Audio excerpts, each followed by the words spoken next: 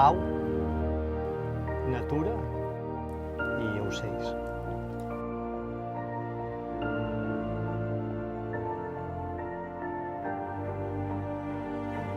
Com la descriuria? Una illa molt tranquil·la, on se pot gaudir realment de la natura i poca cosa més. Això és Dragonera per mi. Si hagués de destacar només un element de Dragonera, destacaria la fauna. El meu avistament més especial de Dragonera va ser l'observació d'un pelarroques, un ocell raríssim i que sempre havia tingut ganes de veure.